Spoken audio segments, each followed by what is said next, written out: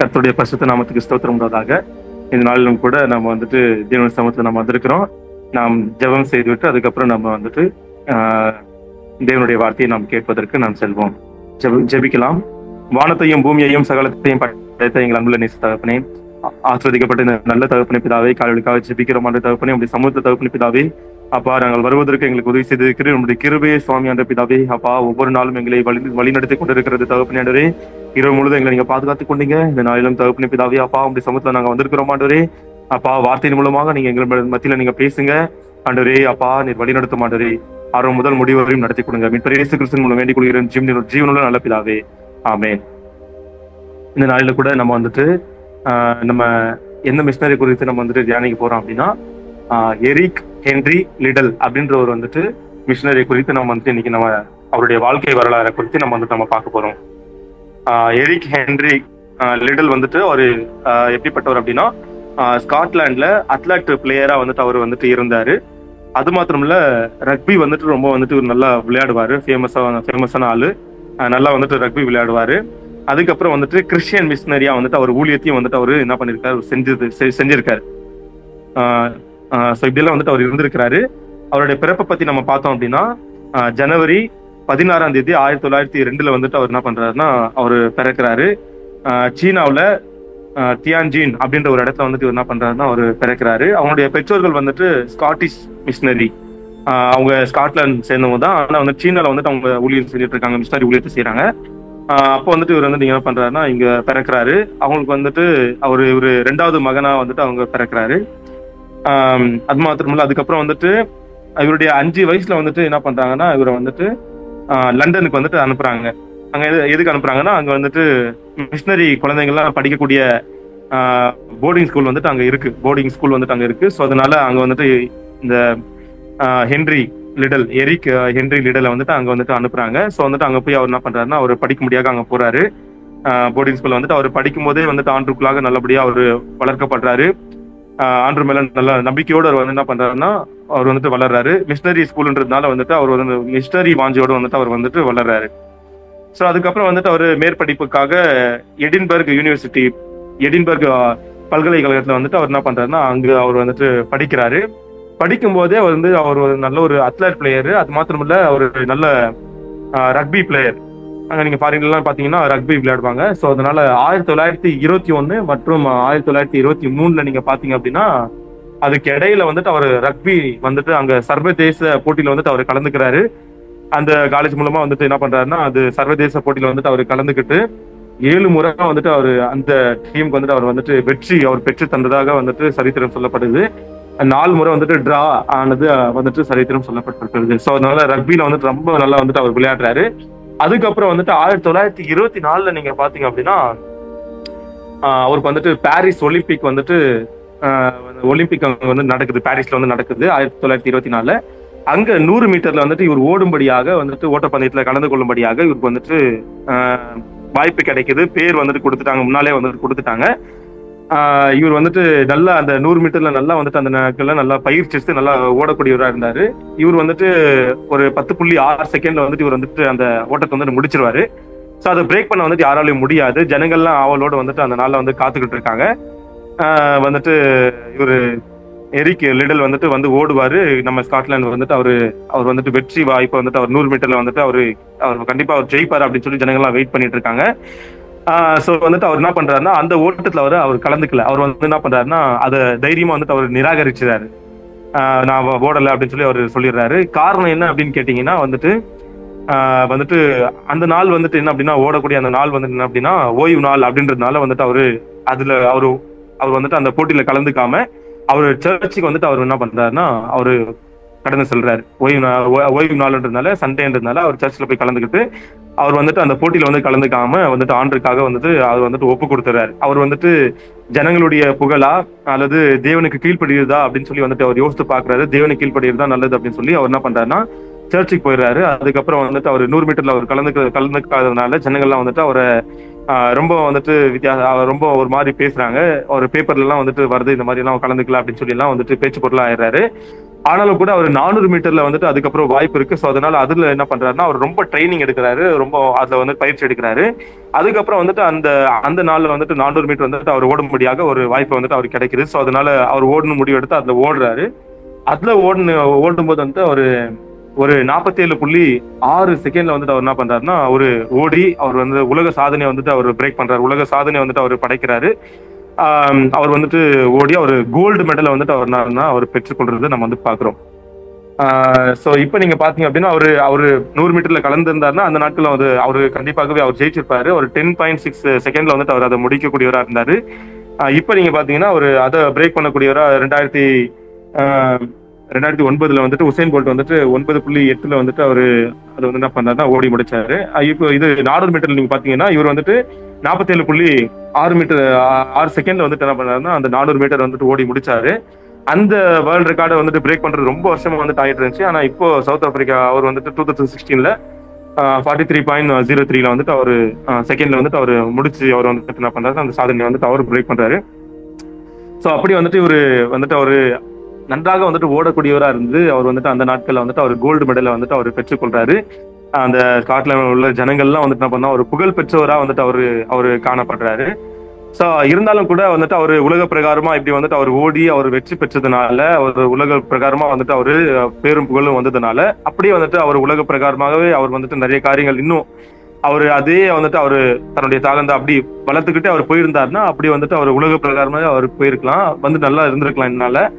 ஆனா வந்துட்டு அவர் என்ன பண்றாருன்னா அவருடைய லட்சியமே என்ன அப்படின்னா அவருடைய ஊழியம் செய்யறது தான் வந்துட்டு அவருடைய லட்சியமே. சோ அதனால அதை தியாகம் பண்ணி வந்துட்டு அவர் என்ன பண்றாருன்னா 1924 அதெல்லாம் முடிஞ்சதுக்கு அப்புறம் அந்த ஒலிம்பிக் எல்லாம் முடியுது. அதுக்கப்புறம் 1925 அடுத்த வருஷத்துல என்ன பண்றாருன்னா அவர் ஊழியத்தை செய்யும்படியாக அவர் சீனாக்கு வந்துட்டு அவர் வந்துடுறாரு. அங்க வந்து என்ன பண்றாருன்னா அவர் மிஷன் ஸ்கூல்ல வந்துட்டு அங்க என்ன பண்றாருன்னா ஒரு பாடத்தை வந்துட்டு அவங்க சொல்லி கொடுக்கிறவராக வந்துட்டு அவர் வந்துடுறாரு. வந்து அங்க வந்துட்டு சுவிசேஷ ஊழியத்தை வந்துட்டு அந்த ஸ்கூல்கள்ல படிக்கக்கூடிய அந்த பள்ளி மாணவர்களுக்கு எல்லாம் வந்துட்டு என்ன பண்றாருன்னா இந்த பிள்ளைங்க எல்லாம் வளர்ந்து வந்துட்டு ஆண்டுக்காக வந்துட்டு வருங்காலங்களில் வந்து ஊழியர் செய்யணும் அப்படின்றதுக்காக வந்துட்டு அவர் என்ன பண்றாருன்னா அங்கு வந்துட்டு அவர் என்ன பண்றாரு சுவிசேஷ ஊழியத்தை வந்துட்டு அந்த சின்ன பிள்ளைங்கள் மத்தியில வந்துட்டு ஊழியர் செய்யறாரு.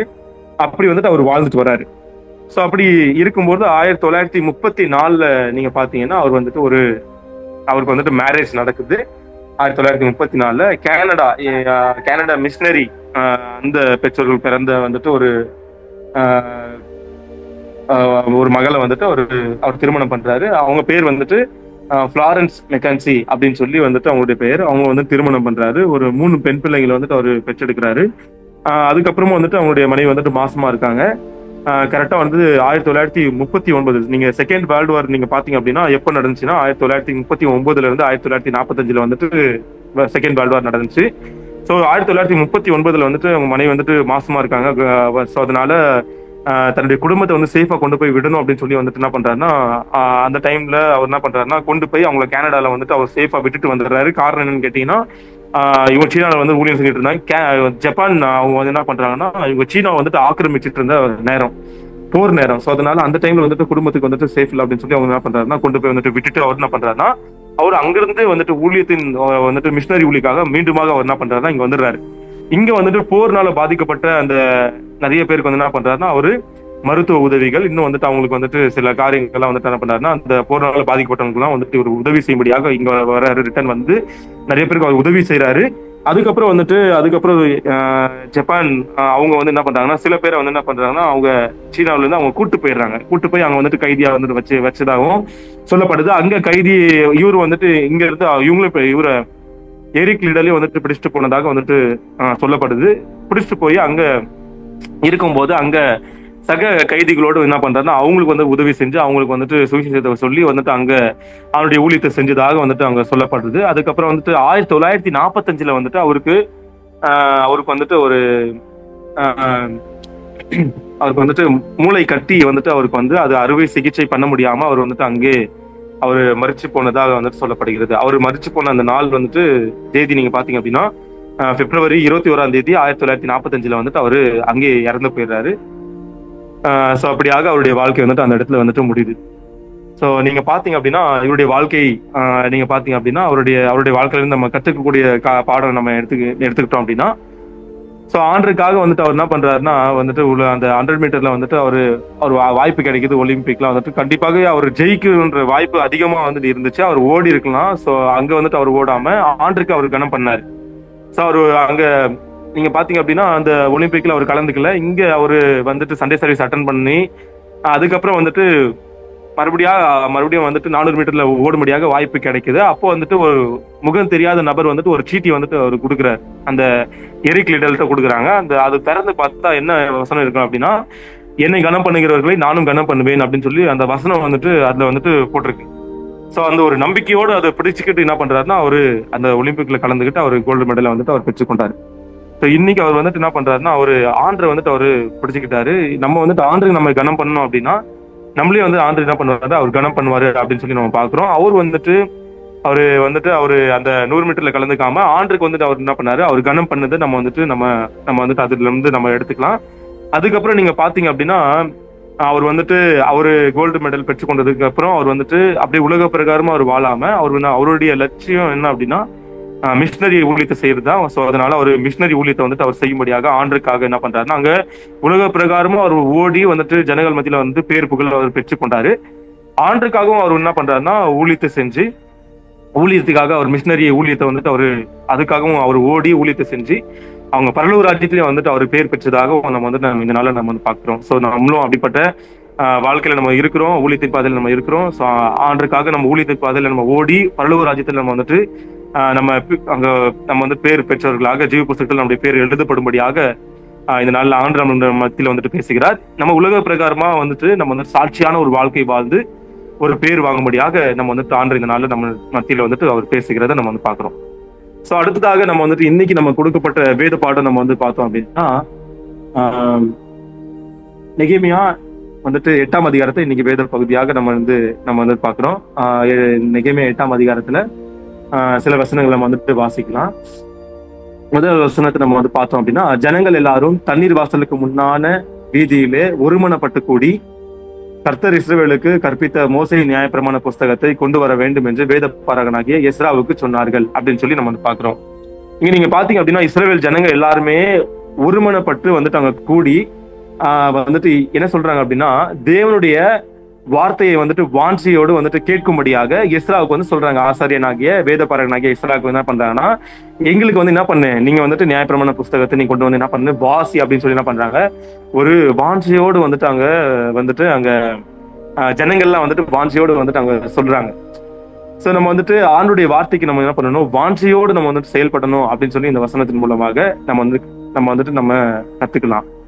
அடுத்ததா நீங்க பாத்தீங்கன்னா 2ஆம் வசனத்துல ஆரம்பத்துல நீங்க பார்க்கும்போது அப்படியே அப்படின்னு சொல்லி எழுதப்பட்டிருக்கிறது. அப்படியே எஸ்ராவும் செயல்பட்டார். ஜனங்கள்லாம் வந்து என்ன சொல்றாங்க, நீ வந்து என்ன பண்ணு, அவனுடைய நியாயப்பிரமாண புஸ்தகத்தை கொண்டு வந்து எங்களுக்காக நீ வாசி அப்படின்னு சொல்லி சொல்லும்போது அப்படியே வந்து என்ன பண்றாருன்னா எஸ்ரா வந்து செயல்படுறதை நம்ம பாக்குறோம். ஆனா நம்ம வந்து ஊழியர் பாதத்துல வந்துட்டு நம்ம இருக்கிறோம். ஒரு சில நேரத்துல வந்துட்டு சில காரியங்களை செய்யும்படியாக ஆண்டவர் வந்துட்டு என்ன பண்றாருன்னா அழைப்பு கொடுப்பாரு. அந்த டைம்ல வந்துட்டு நம்ம அப்படியே நம்ம வந்து செயல்படாம நம்ம இருப்போம்.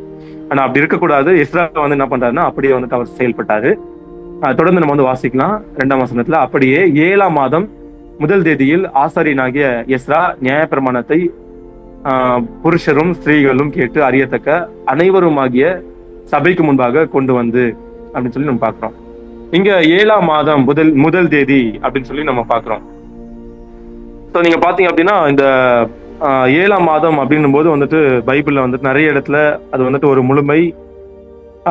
ஸோ நிறைய இடத்துல வந்துட்டு 7ஆவது அந்த நம்பரை நம்ம வந்துட்டு நல்ல விசேஷமா வந்துட்டு அங்க கருதுகிறத நம்ம வந்து பாக்குறோம். ஸோ 7ஆம் நாள் வந்துட்டு ஆண்டவர் வந்துட்டு அங்க ஓய்ந்திருந்தார். 6 நாள் வந்துட்டு படைச்சிட்டு 7ஆம் நாள் வந்துட்டு அவர் ஓய்ந்திருந்ததாக நம்ம வந்து பாக்குறோம். எரிகோ கோட்டை நம்ம பார்க்கும்போது வந்துட்டு 7 நாள் வந்துட்டு அவங்க நடக்கிறாங்க. 7ஆம் நாள் வந்துட்டு 7 முறை வந்துட்டு அவர் நடந்ததாக, அந்த எரிகோ கோட்டையை வந்துட்டு விழுந்ததாக நம்ம பாக்குறோம். நாகமான் வந்துட்டு அங்க யோர்தான் நதியில போய் வந்துட்டு அவர் 7 முறை வந்துட்டு அவரு அதுல மூழ்கி எழுந்ததுக்கு அப்புறம் வந்துட்டு அவர் சுகம் பெற்றதாக நம்ம பாக்குறோம். இப்படி 7 அப்படின்னு சொல்லி வந்துட்டு ஒரு விசேஷமாக நம்ம வந்து பாக்குறோம். இங்க 7ஆம் மாதம் அங்க அந்த நாட்கள்ல இஸ்ரேல் ஜனங்களுக்கு வந்துட்டு இந்த 7ஆம் மாதம் வந்துட்டு ஒரு விசேஷமான ஒரு மாதம்.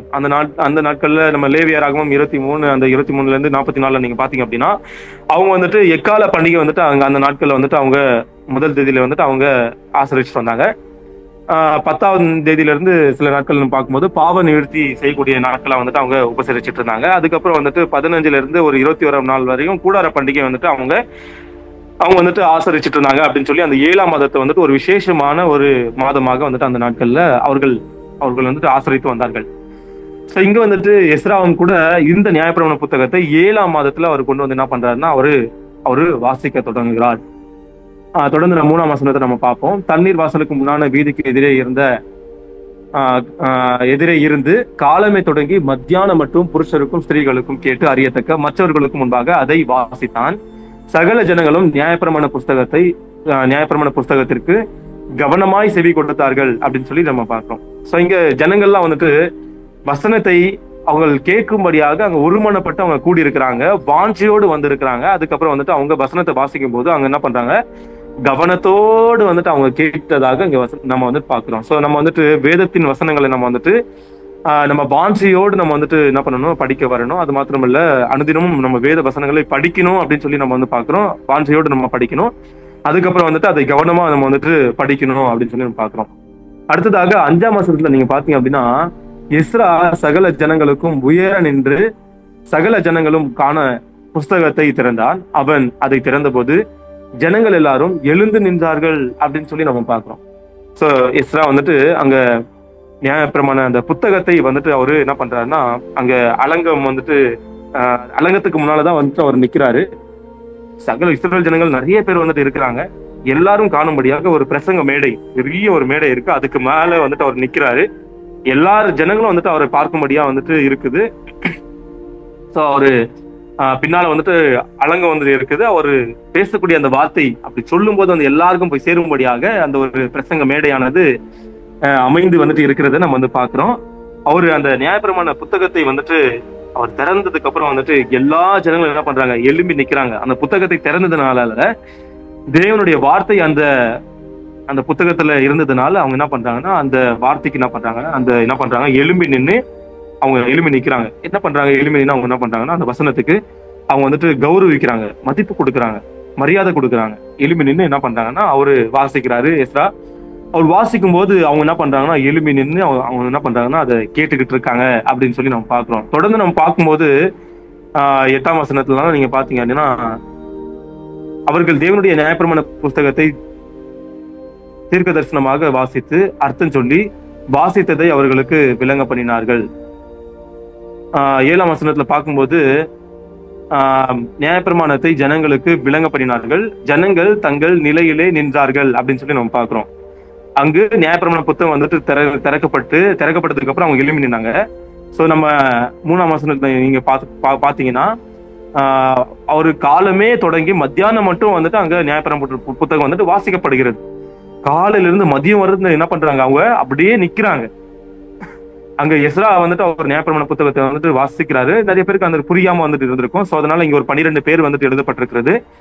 அவங்க எல்லாம் லேவியர்கள். இந்த 12 பேர் என்ன பண்றாங்கன்னா, அந்த ஜனங்களுக்கு எல்லாம் விளங்கும்படியாக வந்துட்டு அவங்க என்ன பண்றாங்கன்னா அவங்க சொல்றாங்க. ஏன்னா அது இந்த எஸ்ரா காலத்துக்கு முன்னால் அவங்க மோசே வந்து எழுதப்பட்டதுனால, இப்போ ரொம்ப வருஷத்துக்கு முன்னால எழுதுனதுனால நிறைய பேருக்கு வந்து புரியாம வந்துட்டு இருக்கலாம். பழங்காலத்துல எழுதப்பட்டதுனால சரி நிறைய பேருக்கு புரியாம இருக்கலாம். சோ அதனால இவங்க எல்லாம் என்ன பண்றாங்கன்னா விலக்கி சொல்லும்படியாக வந்துட்டு இருக்கிறாங்க. அதை கேட்கும் போது ரொம்ப கவனமா வந்து கேட்கறாங்க.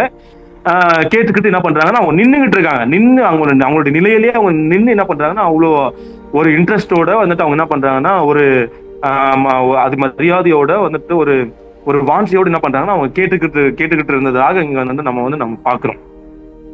ஸோ நம்ம வந்துட்டு இதுல இருந்து நம்ம பார்த்தோம் அப்படின்னா, நம்ம வாஞ்சியோடு நம்ம வந்துட்டு இருக்கணும். அதுக்கப்புறம் வந்துட்டு கவனமா நம்ம வந்து கேட்கணும். அதுக்கு நம்ம வேதத்துக்கு நம்ம என்ன பண்ணணும், மதிப்பு நம்ம கொடுக்கணும். அதுக்கு வந்து நம்ம வந்துட்டு மரியாதை கொடுக்கணும். நிறைய பேர் பைபிள்லாம் வந்துட்டு நம்ம வந்துட்டு நம்ம சர்ச்சுக்கு வருவோம், அந்த டைம்ல கொண்டு வருவோம். மீதி டைம்ல வந்து வீட்டுக்கு கொண்டு போயிட்டோம்னா அப்படியே நம்ம வச்சிருவோம். அதை நம்ம வந்துட்டு வாசிக்கிறதே இல்லை. அது வந்துட்டு இருக்கிற இடமும் வந்து நம்ம வைக்கக்கூடிய இடமும் வந்துட்டு எந்த மாதிரி இடம்னு சொல்லி நம்ம சொல்ல முடியாது. அந்த அளவுக்கு நம்ம வந்துட்டு அப்படி வந்துட்டு நம்ம நடத்துக்கிறோம். நம்ம வந்துட்டு பைபிள் வந்துட்டு அந்த அளவுக்கு நம்ம வந்துட்டு நடத்துறோம். ஸோ நம்ம வந்துட்டு அதுக்குன்னு ஒரு மதிப்பு கொடுத்து நம்ம வந்துட்டு என்ன பண்ணணும், அதை நல்லா நம்ம வேதத்தின் வசனங்களை நம்ம என்ன பண்ணணும், அதை நம்ம வந்து நல்லா படிக்கணும். நம்ம வந்துட்டு வாஞ்சியோடு இருக்கணும், கவனமா படிக்கணும். அதை நம்ம வந்து தினந்தோறும் நம்ம என்ன பண்ணணும், படிக்கணும்ன்றதை நம்ம வந்து பாக்குறோம். ஏன்னா வேதத்துல வந்துட்டு வசனம் சொல்லுகிறது, தேவனுடைய வசனம் வந்துட்டு நம்முடைய கால்களுக்கு வெளிச்சமும், நம்ம பாதைக்கு, நம்முடைய கால்களுக்கு தீபமும், நம்முடைய பாதைக்கு வந்துட்டு அது வெளிச்சமா இருக்கிறது அப்படின்னு சொல்லி நம்ம பார்க்கிறோம். நம்மளுடைய வாழ்க்கைக்கு வந்துட்டு அது வெளிச்சம் கொடுக்கக்கூடிய ஒரு வேதமாக இருக்கிறது அப்படின்னு சொல்லி நம்ம பார்க்கிறோம். அது மாத்திரம் இல்ல, சங்கீதம் முதல் சங்கீதத்துல நீங்க பாத்தீங்க அப்படின்னா 2-3 வசனத்துல கர்த்தருடைய வேதம் வந்துட்டு அதை நம்ம வந்துட்டு படிக்கும் போது கர்த்தருடைய வேதத்தில் பிரியமா இருந்து இரவும் பகலும் அவருடைய வேதத்தில் தியானமா இருக்கிற மனுஷன் பாக்கியவான். கர்த்தருடைய வேதத்தில் பிரியமா இருந்து இரவும் பகலும் அவருடைய வேதத்தில் தியானமா இருக்கிற மனுஷன் பாக்கியவான். அவன் நீர்க்கால்களின் ஓரமாக நடப்பட்டு தன் காலத்தில் தன் கண்ணியை தந்து வந்துட்டு தன் கனியை தரக்கூடியவர்களாக வந்துட்டு அவர்கள் இருக்கிறதாக நம்ம பார்க்கிறோம்.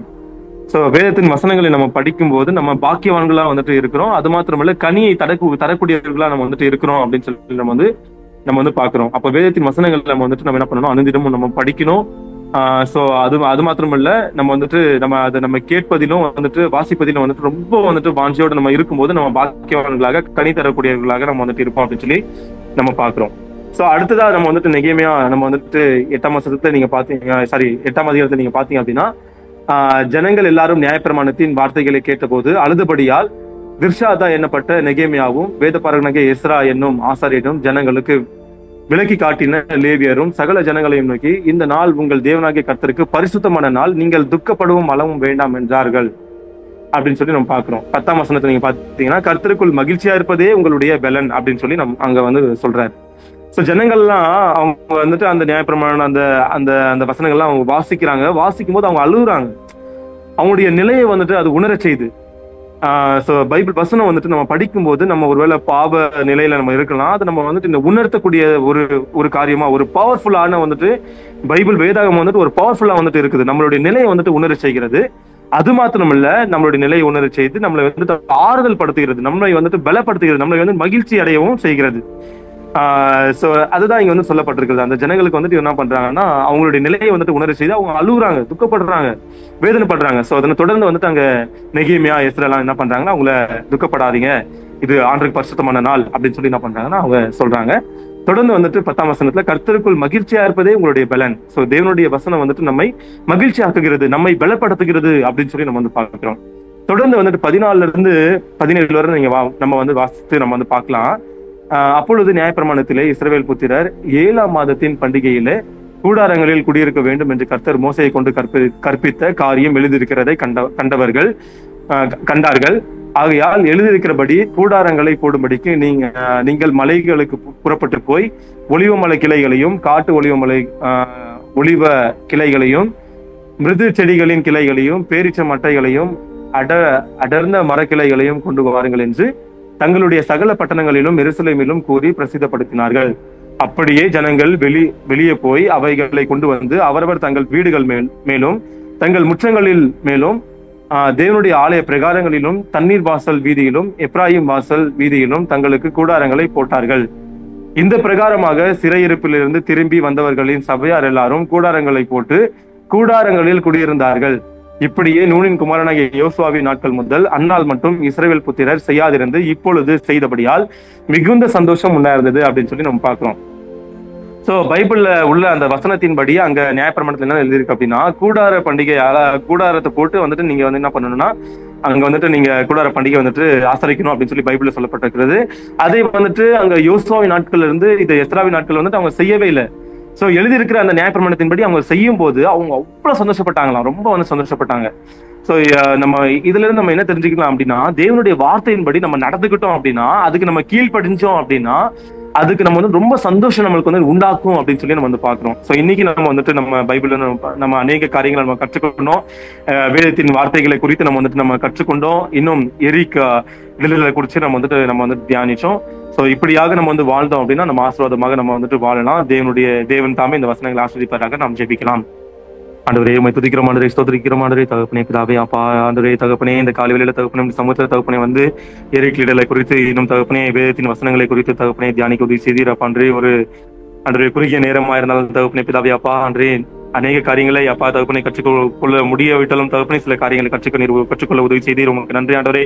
ஆண்டவரே அப்பா தகப்பனை தொடர்ந்து சுவாமி ஸ்தோத்திரம் ஆண்டவரே. தகப்பனே அப்பா இந்த நாளிலும் கூட தகப்பனை நாங்கள் செய்யக்கூடிய அநேக கடமைகளும் தகப்பனை செய்வதற்கு எங்களுக்கு உதவி செய்வீராக. மீட்டிங்ல கலந்து கொண்டு இருக்கிற ஒவ்வொருத்தரையும் நீர் ஆசீர்வதிப்பீராக. தகப்பனே அப்பா நீர் அப்பாண்டே அப்பா எங்க பண்றீங்க கலந்து கொண்டு இருக்கிற ஒவ்வொருத்தரையும் நீர் பண்றீங்க, ஒவ்வொரு அப்பாண்டே நோக்கத்துக்காக நீர் அப்பாண்டே அழைச்சிருக்கிறீங்க. தகப்பனை எங்களை கொண்டு நீர் அப்பா நடத்தக்கூடிய காரியங்கள் தகப்பனை பிதாவே நாங்கள் அறிந்து கொண்டு அதன்படியே நாங்கள் செயல்பட எங்களுக்கு நீர் உதவி செய்வீராக. எங்களுடைய வழிநடத்தும் ஆண்டவரே அநேக தகப்பனே அப்பான்றே பிரச்சனை போராட்டங்கள் தகப்பனே அப்பான்றே பாடுகள் மத்தியில தகப்பனே நாங்கள் வாழ்ந்து கொண்டிருக்கிறோம். அன்றே எங்களை நீர் அப்பாண்டு சாமி அப்பான்றே கைட் பண்ணி இந்த உலகத்துல தகப்பனே அப்பான்றே வெற்றி சிறக்க பண்ண முடியாது ஜெபிக்கிறோம். அன்றே இப்படி ஓட்டத்தை அப்பா நீர் எங்களுக்கு கொடுத்திருக்கிற அந்த ஊழியத்தின் பாதையில நாங்கள் நன்றாய் ஓடி முடிக்க உதவி செய்வீராக. தகப்பனே அப்பா அன்று ஆண்டவரே நீர் தொடர்ந்து நடத்தும் ஆண்டவரே பிதாவே ஜீவ புத்தகத்தில் எங்களுடைய பேர் எழுதப்படும்படியாக நாங்கள் ஓட உதவி செய்வீராக. ஆண்டவரே தொடர்ந்து சுவாமி ஸ்தோத்திரம் ஆண்டவரே. இந்த நேரத்தில் கூட கொடுக்கப்பட்ட அந்த பிரேயர் ரிக்வெஸ்ட்காக ஜெபிக்கிறோம் ஆண்டவரே. அப்பா ஏசா ஜங்கல் அப்பாண்டே அவங்களுடைய மகள் அப்பாண்டே பிரியங்கா சிஸ்டருக்காக ஜெபிக்கிறோம் ஆண்டவரே. அவங்க மாசமா இருக்காங்க, பிரீதிங் ப்ராப்ளமா இருக்கு ஆண்டவரே. அன்றே ஹெல்த் இஷ்யூஸ் இருக்கு ஆண்டு தகப்பனே அப்பா. அன்றே தாய் மகளுக்கும் அப்பாண்டே குழந்தைக்கும் தகப்பனே எந்தவித ப்ராப்ளம் ஆகாதபடி ஆண்டவரே அப்பா அவர்களை நீர் ஆசீர்வதிக்க முடியாது ஜெபிக்கிறோம் ஆண்டு தகப்பனே பிதாவே. அந்த குடும்பத்துக்கு நீர் அப்பா ஆறுதலாக அன்றே அப்பா சமாதானமாக அவர்களை நீர் வழிநடத்தி தகப்பனே அப்படி பாதையை நடத்த முடியாது ஜெபிக்கிறோம் ஆண்டவரே. அநேக வேதனை மத்தியில தகப்பனே அவர்கள் வாழ்ந்து கொண்டிருக்கிறார்கள், அவர்களுக்கு நீர் உதவி செய்ய முடியாது ஜெபிக்கிறோம் ஆண்டவரே. அப்பா கர்த்தருக்குள் அப்பா அன்றே மகிழ்ச்சி இருப்பதே உங்களுடைய பலன் ஆண்டர் தகப்பனே அப்பா. அப்படி ஆய் தகப்பனே அன்றே அப்பா அவர்களுக்கு அப்பா நீர் மகிழ்ச்சியை தந்து தகப்பனே அப்பா அன்றே பலனை தந்து அன்றே அவர்களை மீண்டுமாக அன்றே உடைய சந்தோஷத்துக்குள் பிரவேசிக்க நீர் உதவி செய்வீராக.